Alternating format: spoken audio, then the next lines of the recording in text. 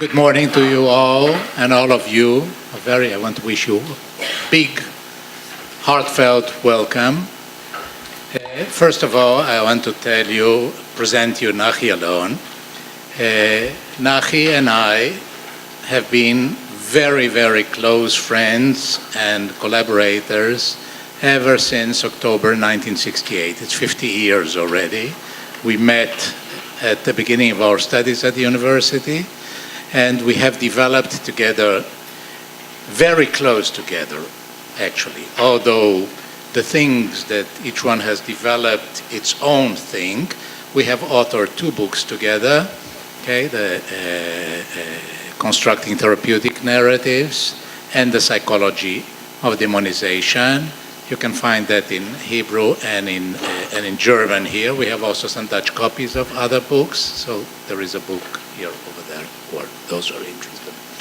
When I say that we have developed in parallel, it means that our close dialogue has influenced tremendously the way both of us have worked, developed, and thought. And this is, you can't imagine how important this is to have somebody that you can discuss ideas with, and you always find that there is a relevant response, and so it's the most invaluable mutual help. People call us a mutual admiration society, so be it, okay? Then the thing that will be at the center of this workshop, and actually from my point of view, from the point of view of my contributions, this will characterize all my contributions to this conference, is that we both, from the very beginning, from the very start, and this was at the time in which there was only psychodynamic psychotherapy in Israel, there was nothing else, the beginnings of behavior therapy, but nothing actually. So everything was psychoanalytic, psychodynamic, and we both, from the very first year, we thought that you cannot do therapy within an enclosed room. You cannot do therapy within a bubble, because the therapy has to reach the place where problems arise. Okay? You have to have an impact there. And if you're very much enclosed inside your therapeutic bubble, there are very good chances that also the therapeutic learnings will remain enclosed in that therapeutic space. This was one thing that we thought was all important. So many of the things is, how do we get there? Okay, this is one of the assumptions. Okay, that we sustained each other. And how is it possible? Okay, this idea that you build everything inside that bubble is, and we invented that bubble. Okay, psychotherapy invented that bubble, which is the most enclosed bubble in existence. Okay, there's no such enclosed place as the clinic of the psychotherapist. Okay, nothing gets into it, nothing goes out of it. It's protected by thick walls of secrecy. Okay, that was a basic idea, and we thought that the basic idea was completely wrong.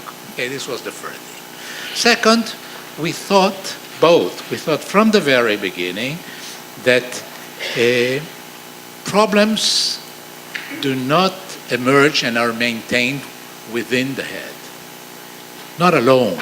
Okay, there are many causes, but human problems exist, manifest themselves, and are maintained and perpetuated with other people. Okay, the idea that everything originates in the head, and then we have to find also the solution in the head, we thought it was absurd from the very beginning. Okay, and at the time we didn't know, we had never heard of systemic therapy. There were systemic therapies. It took a while for us to meet those colleagues that were always there. Our view of systemic therapy, many systemics will say that our view of systemic therapy is not systemic. It is very simple, our view of systemic therapy. We simply think that problems manifest themselves and are maintained in human interactions. That's all. And there are many systemics that add to this other layers to the definition. So we always think that you have to intervene in the interactions. This was the second point that kept us together and that characterizes our work from the start. And then we were always very convinced of the absolute importance of support, of social support. We thought and we think that most problems cannot be solved, most people cannot solve their problems alone. Okay? They need help, they need support, they need stimulation, they need ideas, okay? They need protection from others. So from the beginning, we have been very convinced of this, and I think we developed some ideas. And here it's interesting because he developed in other ways than I developed in how to bring about support. The main emphasis of this workshop is on creating rich support groups. We'll also have a case. You all received the case, so that after the break we'll discuss this case.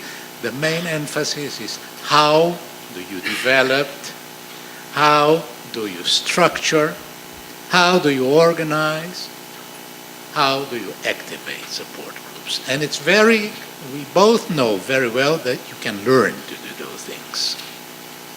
You can learn to be a better creator and activator of support groups. We are absolutely, in our experience with our teams, we know that young therapists in our teams, like in Schneider Systemic Clinic for ADHD, the one that is led by Irichor Sapir, we know that very young therapists have less capacity to create and organize support groups than more experienced therapists. The more experienced therapists succeed in having, for instance, a support group session within the therapy, bringing in all the supporters one time.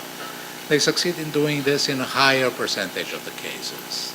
Okay? Younger therapists will succeed in doing this, having support group meetings in 40% of their cases. Experienced therapists in 80% of their cases. Young therapists will have, in the mean, 3.5 supporters per case. Experienced therapists will have 7, 8, 9 supporters per case. So you learn to do this. And one of my chief goals, also in my keynote in this evening, is to convey this know-how. How do you convince parents? Because their immediate reaction is no, no, no. They came to therapy to be in an enclosed space. And we are trying to bring him out and to recruit and to amass support. And then we want also to activate it. So this how to do this. How to convince people, not only parents, teachers. Teachers are very isolated. Teachers, their isolation is not in the therapy room. Their isolation is in the class. Teacher comes into the class, closes the door. That's it. He's alone with all the problems, nothing come out. Okay? And the feeling is that, okay, close the door behind me and there I'm totally alone. How do you overcome it? How do you convince teachers that this is not inevitable? Even if you are alone in the class, you can have very, very wide shoulders. How can you stop thinking in terms of I and begin to think in terms of we? How we do this process. So that's okay, that will be a very important element.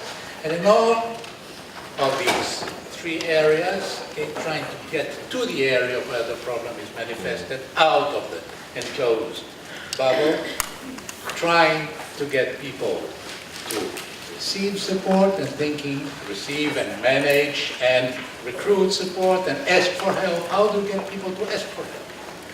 Okay, so how do I help people to ask for help? Okay, and then how to manage those support groups. Those will be the three emphases that we'll be considering now.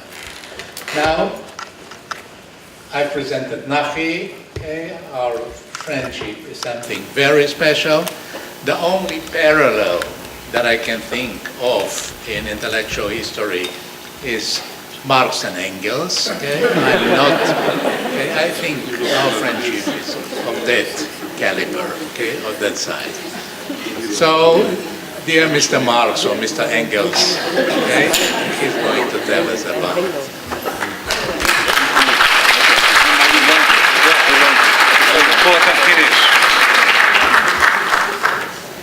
Another historical parallel is Max and Moritz, which some of you probably know, so you have the choice.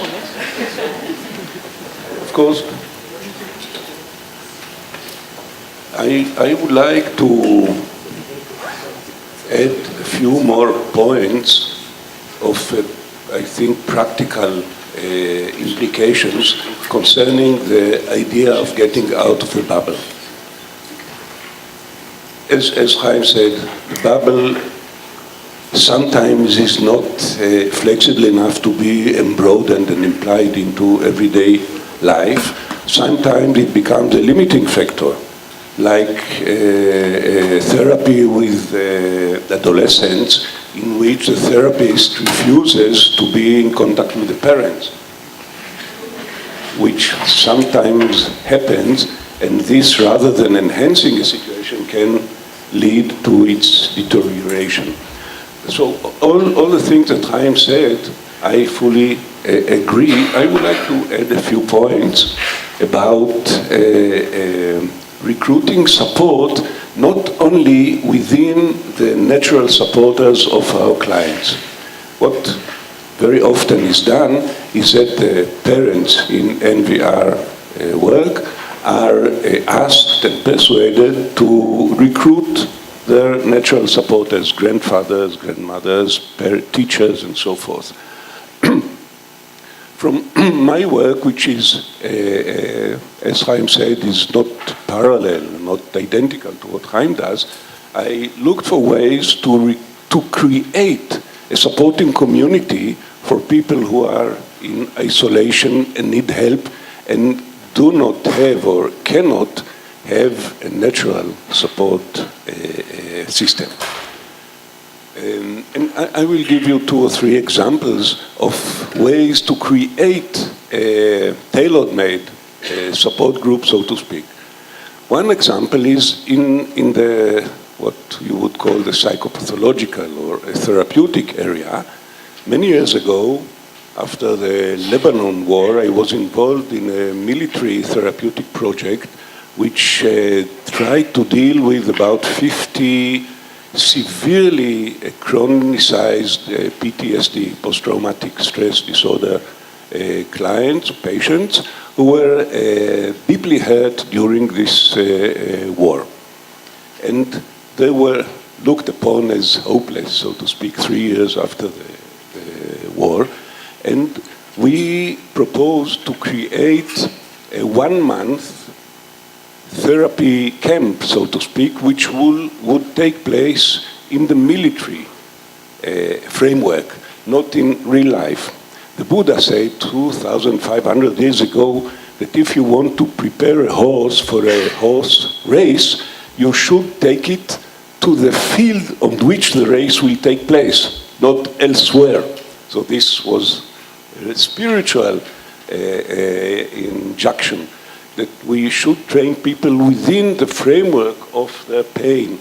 So we devised a camp of 30 days within a military camp, and the main idea was that we would create a closed unit support system or community which will not include only the soldiers but the spouses as well for part of the situation, and will run therapy within a community work. So it was a military situation, and it was fascinating because we thought very well in advance how we break the in wall of separation. And we used mainly military wisdom. My understanding of the need to act within real life was not learned in the university. I learned it in my military, quite long service. where I found that natural psychology is that people work in groups and that support and interaction is the main motivator of people. So we established small groups. We established a buddy system, people who were with each other buddies and look all the time at how the buddies work. And we created sports and platoons. And we use psychotherapy, mainly what we would call a CBT group therapy, but main work was done within physical activity, all kinds of exercise, including shooting. But the thinking was not military, of course, but psychological. I will not go into details, but I can tell you one example. There was a soldier whom I met at a hospital, mental hospital, was hospitalized and diagnosed as schizophrenic. But then I found that his schizophrenia broke out after the Lebanon war. And I was a supervisor of a group of therapists, and I doubted the diagnosis of schizophrenia. I thought we should examine whether he was not PTSD. And after some examination, we found that it was clearly a severe chronic PTSD that had some resemblance to psychotic behavior. And I had some problems with the hospital because they didn't like the idea that an external supervisor would intervene in questions of psychiatry. But therapy didn't look to work for this guy, so I proposed he should join our experimental therapy, which he did. On our second day of the project, the Israeli Air Force decided to use this military camp as a target for training of fighter jets. So we had incessant mock attack of fighters, which very distressing even for the team, let alone for soldiers, some of whom were victims of attacks in the war. And within 3 seconds, rather than having a well-organized military unit, we had 50 shouting, falling down, weeping, fainting patients, total disintegration of a military group within a very powerful external stimulus. But then we were prepared because we thought of how we deal as a community with such an event, and then using our team, psychologists, physical fitness, employing the buddy system. Second day, before even they had enough time to get used, we had the 3 separate platoons on their feet running towards a very high at the place because we knew that physical activity is a major tool to combat anxiety. But around we had an organized team got up, and there were 1 or 2 people who find it difficult to run up, but everybody helped them because we as therapists served as, the shepherd dogs. So my hospitalized patient was very weak. He was at terror, but the envelope of the group helped him to climb up. When we got up after 10 minutes run, everybody was exhausted. Everybody was excited, but nobody was under distress nor panic. We re-emerged as an organized group with leadership, but not harsh leadership, but leadership with friendship. And this was an example of how a created group of people who didn't know each other could survive a severe stress.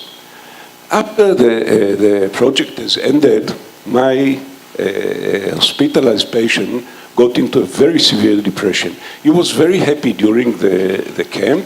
Afterwards, he got into a severe depression. We after the project, we used to have regular. Thank you. We had regular group meetings of the soldiers and the spouses for 2 years, but later I found, I didn't know that when this guy got into depression, the whole platoon, all 15 of them and the spouses created the home hospitalization, and for several weeks he had 24 hours a day presence of his teams and comrades in his home, got out of this home hospitalization without any further medical work, and I had about 20 years follow-up of him. Never again did he get into a depression. So this group, this created group, was a major healing factor with this guy who was, as I said, severely injured. Another example is of NGO which I participated in creating, of trying to help people who got into severe social, legal, economical problems. Following the popular protest movement 6 years ago in Israel, there was a person who burned himself to death because of a severe situation of bankruptcy and family legal problems. And we, friends and me, were thinking that for such people, it is not enough to propose mental health tools, because if you are under the threat of a legal trial, therapy is not enough, and you have to deal with bankruptcy. You need help also of people who are expert in economy, and you need lawyers, and you need people who know how you deal with the national security and so forth. So we devised an idea in which such people would participate in a community of like-fated people, and the community will include not only the victims, but also helpers, or if you would say supervisor, or friends to a journey. So we recruited people who were willing to accompany those suffering people. Now, you need legal advice. You cannot find lawyers for all the people who have no money to pay for lawyers. But such community had also a lawyer, an expert on economy and finance, expert on security, social security and so forth, and helpers in mental health. The supervisor were not necessarily mental health people. They would be ordinary people. They got training from us, and they would accompany the person. The legal and other professional advice would be given to them, not to the clients. But they will be the case managers, so to speak, who would also represent the professional ideas and plans.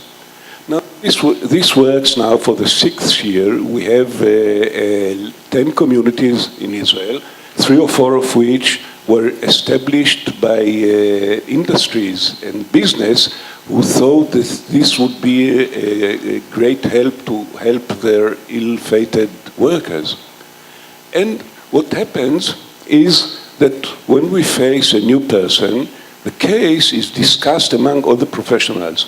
And it is, for me, is illuminating, because the professional quality of the discussions with the lawyers and finance people is much higher and much more comprehensive than all that I have met in my years of psychotherapeutic discussions, because you have real life aspects. The lawyers who work with us became also somewhat psychologically minded. So they got less technical and more appealing because they realized that you cannot be a good advisor if you do not learn how to talk with your client. Psychologists became also more of lawyers because they started to think the implications of legal problems and so forth. So the quality of the work done within these groups is much more interesting and more relevant than just ordinary psychotherapeutic sessions. And we don't have the time to go into details, but work of 1, sometimes 2 years, helped many of these people to get out of unemployment, being homeless. We dealt with some homeless people, hopeless homeless. Some of them got out of, and I think we have this idea of a comprehensive support group, which is created around the person, a community that works together, for me is a demonstration that we can do better in real life situation than in our session room. One of the groups works here in this campus because the campus has participated in establishing the Tel Aviv group. And maybe one last example is of work to enhance life goals rather than work of therapy. I have a young client, 20 years old, who just released out of the army, has always a very poor student, and his main expertise is in surfing, water surfing. He spent all his school years at the beach surfing, became very good at it, severe ADHD, attention deficit, all there, and the only thing he knows is surfing, the only thing he aspires is to be a world surfing. I don't know if he's capable of being a world surfing. He went to several matches worldwide, did okay, but he has no idea how to become a champion. So I thought that the idea of helping him to fulfill his aspiration is not a bad idea if we do it without getting into an over-ambition manner. And so we established a group of both experts and supporters. His parents, he needs a manager. He doesn't know how to manage. You have to manage competitions. Otherwise, if you don't find the right hotel, then you have to walk with 2 surfboards. You can miss so he needs a manager. His mother is very good at it. He needs a person who knows about international competitions. We found sports psychology who is very good at that. We found a lady who has very good ways of physical training. She's very alert to how to improve the specific things needed for surfing, and she started to train him. And we had, he has an uncle who knows a lot about budgeting. You need to budget such trips. You need instruction. So we devised, he's going to his first competition next week in California. We devised a way by which he would have his surfing videotaped and send to his trainer here in Israel so he can get immediate feedback on his specific work. All this seems trivial, but he never had this kind of support system before. So these 6 or 7 people, all of whom like him, were very eager to establish this network, and we have constant interaction with the lady who trains him physically and with the trainer and so forth. And the first time is well organized, like this conference, in a way in which he is not a solitary, wandering guy who is difficult even to create connections, but a well-supporting system. And we work together for next week for his first 6 months period of training. The immense change in his feeling and behavior being supported by these people, most of whom do it voluntarily, is very encouraging. And we all agree that our goal is not to make him number one on earth, but to get to the best of his abilities, and we know what his abilities are within 3 years. This is a deadline we established. But I think that this support that creates the chances of going in the direction of his dream has good significance, and I promise to tell you what the outcomes were within 2 years.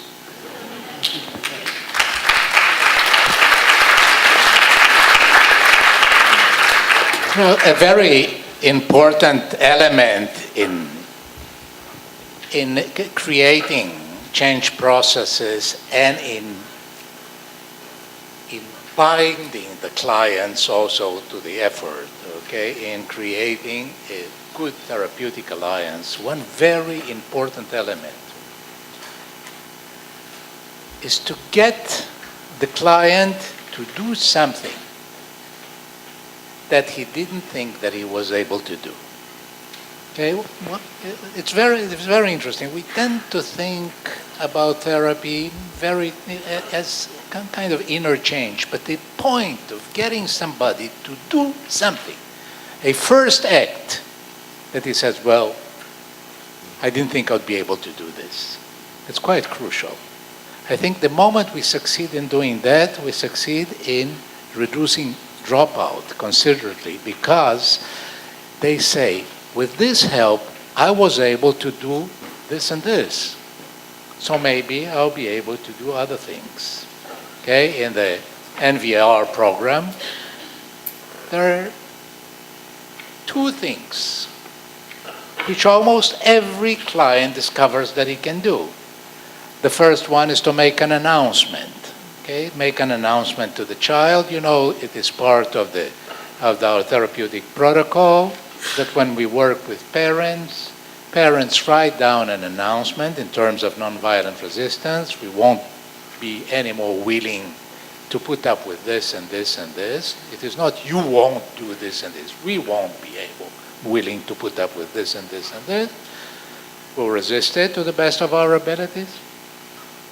And we won't keep the problem secret anymore. We'll get help from anybody who is willing to help us, who can help us. Okay, this announcement, okay, it's actually like the formal opening of nonviolent resistance.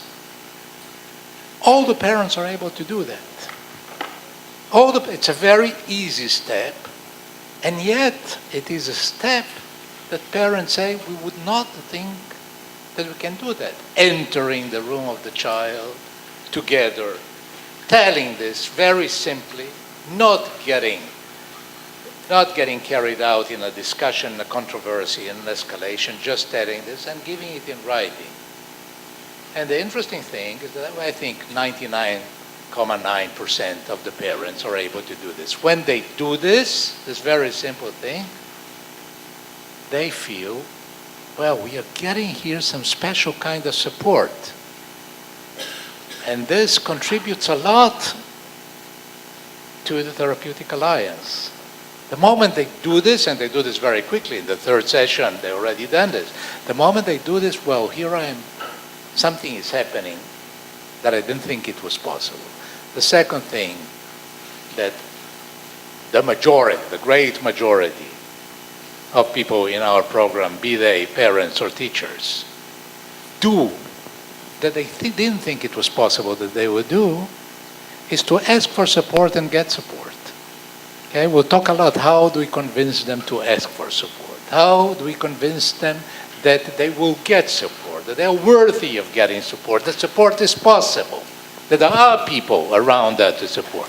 And the moment we succeed in getting some support, okay, from the extended family, from friends, particularly if we also have a supporters meeting, it is a double effect. It's getting the support and also having the experience, I didn't think this was possible. I didn't think this change was, I didn't think I would dare. I didn't think people would come.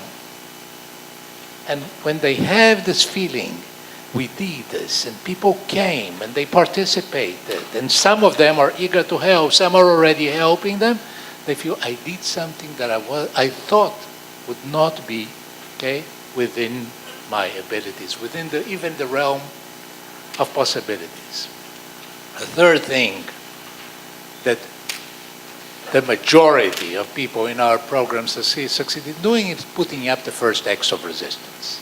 Okay, the first acts of resistance are simple acts. It takes some courage to do that, but they get the support, and now they have the support. And then when they do it, they're very surprised. They're very surprised that they're able to do it. So the experience of being able to do something that you didn't think you would be able to do. It's doing, okay? Really, the emphasis is on the doing. Okay, there's a big discussion in Germany whether NVR is an attitude or a doing. Okay? No, it's an attitude that doesn't exist if you don't do things. It's an attitude that exists, manifests itself only if you actually do those things, some of those things. And then when you start doing those things, you're surprised. Everybody says, how could I do that? Okay, so and I want to tell you two things that happened in my relationship with Nahi that had a very deep influence on my life. Because those were two things that I think I never thought that I would be able to do that. The first one happened during my basic training in the Army. Okay, I was 19 years old. I was in basic training in the Army. And it was very difficult for me because since I didn't grow up in Israel, I came to Israel when I was 18 from Brazil, I wasn't prepared. Okay, Israelis know what it is all about and they are prepared. Again, for me it was all a shock. Okay, what they do to you, they used to do. Okay, today it's nicer, but at the time it was very brutal. And about the third week in our basic training, on Friday, before coming back on the first vacation from the basic training home, okay, Saturday, the first Saturday, free Saturday, we had an exercise which is called elephant trek. What is the elephant trek? You have to walk a trek about 200, 300 meters with another soldier on your back. Okay, you have to lift him on your back and walk for those 200, 300 meters. Now, everybody in our unit did it. And I couldn't do it. I couldn't lift. I couldn't do the act of lifting this other soldier in my back. They saw that I was a little, weak, a little white in the face. So they gave me the lightest soldier, real half anorectic, and I couldn't lift him. He lifted me, and I couldn't lift him. And I remember physically, I went back. They told me, okay, now it's Friday, you're allowed to go in the bus, though we had doubts, okay, because you didn't do the elephant trek, but Sunday morning, before we start, you're going to do the elephant trek. When you come back, we come back on Sunday. And for me, it was like, how can I, it's impossible, I cannot do it. I tried to lift this midget and I couldn't do it, okay? And I was trembling physically. And Nahi lived very close by. Nahi had been a physical instructor in the army. And I came to him on Friday and I said, I'm in very bad shape. He saw I was really trembling. And he said, okay, let me see how you try to do the elephant trek. How do you do it? And I said, but look, I cannot do it. And he said, okay, you lift me. You look at him, okay, he's bigger than me. And, okay, so I said, look, I cannot do that. Let me see, I want to see how you do it. And he wants to see how I do something that I cannot do. This is interesting. Okay, so I go, he opens his legs, I go under his legs, and I try to do it, and I can't lift him. And then he says, okay, what you're doing here, you are using your back as a lever. That's a very bad idea because the back is not a strong muscle. You have to use your thigh muscles as a lever, and then you come in under me and you stand straight with your back and you push with your thigh muscles. Okay, I do that and I lift him. I lift him on my back, and then what happened was, the sorcerer's apprentice, in case something starts to get wrong, I started walking with Nahi on my back. Then I started running with Nahi on my back. Then I started doing like this with Nahi on my back, and then he was really scared. Okay? This was the first, and we had a second run of that. This was 1969. This was 1969. Then, in 1980, we went in the Grand Canyon together. We went down the Grand Canyon, and we slept there at the bottom, and then we should come back the next day. The occasion was the first Erickson conference in Phoenix. So after the conference, we went to the Grand Canyon. And when going down the Grand Canyon, I developed very severe knee pain, very bad knee pain. I also had fear of heights, so I would always go very, very close to the wall.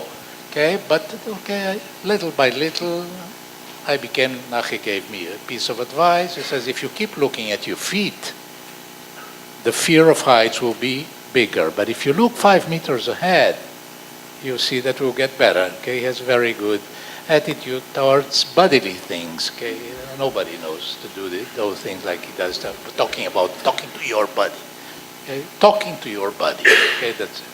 So I started doing that, and I saw, but when we came to the bottom, I had this very difficult knee pain. And I said, what are we going to do now? I'm completely unable to go up tomorrow, to go back. I have very bad knee pains. We slept. It was cold at night. And Nahi said, there's one thing that you can be sure. And I said, what is it? That no helicopter is going to pick us up. Okay? So this was the first, let's say, encouraging thing that he had. But then he had an idea which afterwards became a very important principle for me. He said, we'll do like this. You go first and I go after you. I am after you. I'm at your back. 3-4 meters after you. But you give the pace. I will never give the pace. You give the pace. And make it very homogeneous. Okay? Try to give a pace in which you stay at it 1, 2, 1, 2, but a pace that you can stay for the whole 3 or 4 hours. Okay? Walk. That was, he said, now it's very important. I give the pace, but he's at my back. Look, it's a physical thing. But look at the message that is involved in this. You give the pace, and I'm at your back. Okay, in my book, the book that I wrote together with Eli Leibovich about children's fears, managing with children's fears, Pchadim shel Yeladim in Hebrew, this becomes a very important principle. You give the pace, I'm at your back. And I walked. And it was like, I got into that rhythm, I got into that kind of a walking trance, a zombie. I walked I didn't feel any pain. The moment I got to the top, I had very bad pain, and for the whole week.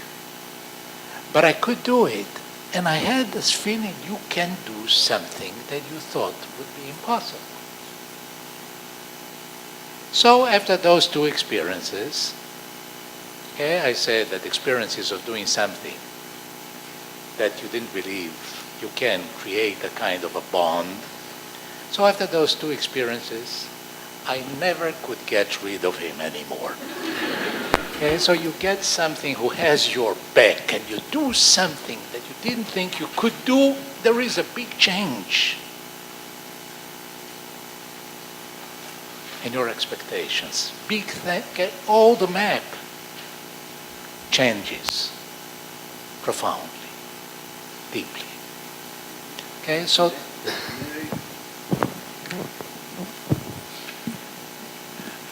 I find that this kind of experiences for most people are much more meaningful than experiences in the psychotherapy room. I several times when teaching, I ask students of all ages what their most meaningful transforming experience were. The minority said that psychotherapy was such a transforming. Most say either loss or catastrophe or a dilemma or life experiences. We remember and learn by life, not by therapy. And however, when we learn psychotherapy, we learn that our specific life experiences are irrelevant to psychotherapy. What is relevant is what we do as psychotherapists. And I find this is totally wrong. If you use these experiences, people remember them much more. They induce much more inspiration for our clients. So the idea that we share our transforming life experiences, I find, is very useful, and it is much superior to what we do in psychotherapy. So first we can share. Then, as Haim describes as somewhat small life transforming experiences, if we create this, we'll do better than whatever we do in the best psychotherapeutic tools. This kind of things is better, or at least it's legitimate. So if I can advise, we should not shun of relating our stories and creating similar experiences with others. The first presentation that we had together at a conference of Israel psychologists, we presented, Nahi, and another fellow, Yoram Bilo, on learnings, how psychotherapists can learn from other professions. And Nahi presented how he learned for psychotherapy from being an army officer, from being a commander in the army. And I talked about lessons from anthropology and so on. But Nahi's presentation got a lot of interest, and he got the most biting remark at the end of the conference.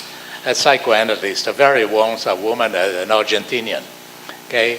Very well known. Everybody knew her very well, and we were completely new. She raises her hand at the end, and she said, "Look, I have no question, but I have a remark to make to Mr. Nahi Alon. It is that I would never accept you, neither as my psychotherapist nor as my commander." Okay? So we took interesting reactions in the course of time. That's what it is.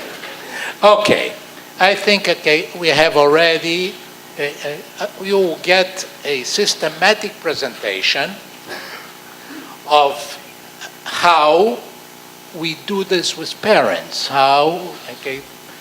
Teachers is very similar, but in my first keynote, I'll be talking about what is how you prepare yourself to convince parents to organize a support, how you organize support groups. This will be systematic. But now we will do an exercise. This is a workshop, as you can see by the small number of participants.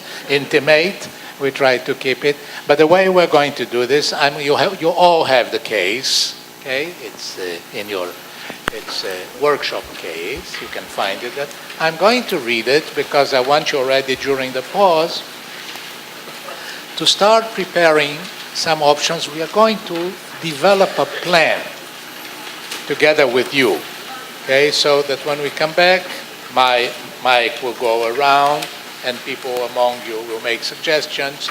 If it's very difficult for my mic to get to you, then you will make the suggestion and Nahi will repeat it to me and we'll discuss this. So we are going to build a plan, a support plan for this family. I read it.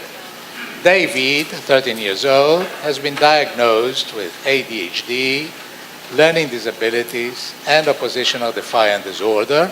He has lived for the last 2 years with the foster family, Natalie and John. Okay? Before coming to the foster family, he lived with his mother at his grandparents' house after his parents divorced 4 years previously. His father left for another country and did not keep any contact with David. The school counselor found out that the mother had been violent towards him on several occasions. Judicial proceedings were started against her, and David was taken out of the house for his protection. Although the grandparents offered to help the mother out of the house so that David might stay with them, the social services found that the fact they had been aware of the violence without intervening made them unsuited to serve in this capacity. The mother, the grandparents, and David were very much opposed to the removal of David to a foster family and did all in their power to reverse the decision. The grandparents were ready to have their own home situation assessed, but to no avail. The mother agreed to go into therapy, hoping to reverse the placement decision, but her therapist felt she was narcissistic, unstable, and lacked a real understanding of her own condition. The therapist also believed that she had been the victim of parental violence in her own childhood, so that the grandparents' family could hardly present a safe context for David. The mother denied that she had been a victim of her parents and left the therapist in anger, but the therapist's report reinforced the social services decision to keep David in the foster home. During the first year with the foster family, David kept very much to himself, but visited school regularly and succeeded in making progress in reading, writing. He was dyslexic, and math. He also had a couple of friends from his old school, but did not make new friends or develop any close ties to his foster siblings. There were 3 children in the foster family. He gradually developed a relationship with his foster father, with whom he shared a hobby. They played and watched football together. He blamed chiefly his foster mother for the fact that he was staying in their house. Only rarely she succeeded to reach out to him, giving him special treats. On 2 occasions, he agreed to have her help him buy clothes and even seemed receptive to her suggestions. But she complained that whenever he met with his mother or grandparents, he would come back restless and dig himself deeper in his refusal. The foster mother was very suspicious towards David's biological family, saying they instigated David against her and undermined his adaptation. If anything, she was willing to concede that David had a good relationship with one of his uncles, who sometimes visited him in the foster home. Perhaps her ability to see the uncle in a positive light was due to the fact that he was no threat to David's placement, since he was single and did not consider taking David to live with him. On the contrary, he was very polite and positive towards the foster mother. In the course of the last year, David was twice caught stealing from his foster parents. He was often verbally abusive and had once pushed his foster mother against the wall because she had refused to let him continue playing with the computer. He also failed to come back from school to the foster home a few times, going instead to his grandparents' house. The grandparents immediately reported, and he was brought back to the foster home. However, the foster mother suspected that they continued to sabotage his adaptation. In the second year, David became less cooperative at school, played truant, and was aggressive towards his female classroom teacher. He was in a special class with 1 male and 1 female teacher. He had a better relationship with the male teacher and still succeeded in doing some work with him in spite of his deteriorating condition.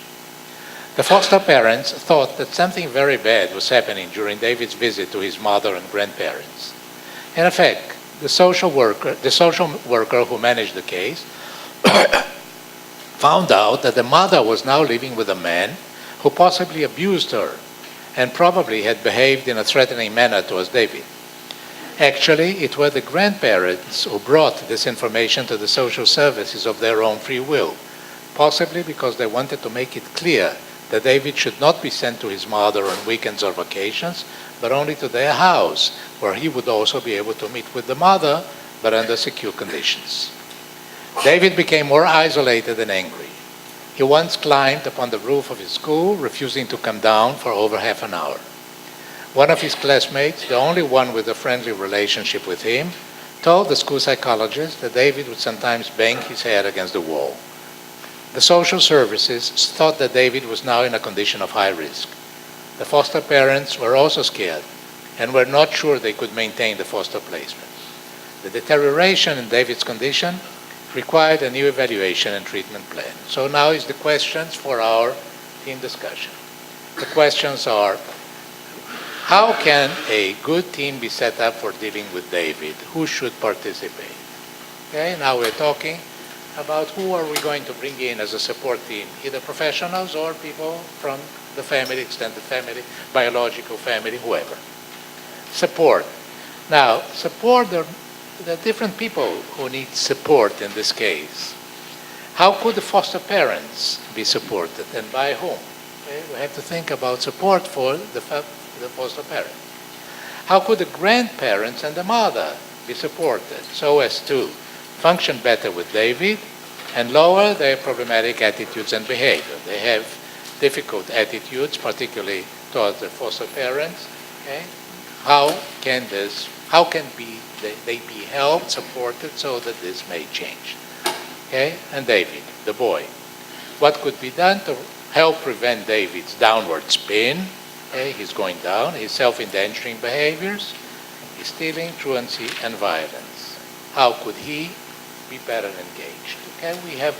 Okay, those are the questions that I would be very glad if you started to think about them or discuss them during the pause. Okay, and after the pause, we will start an interchange. So we have now half an hour break, and after that we start with the joint. And we'll have to pass the mic around, you see. And of course, you could converse with your neighbors, even if you don't know them, so to have a community or interaction ideas rather than having them within the personal bubble.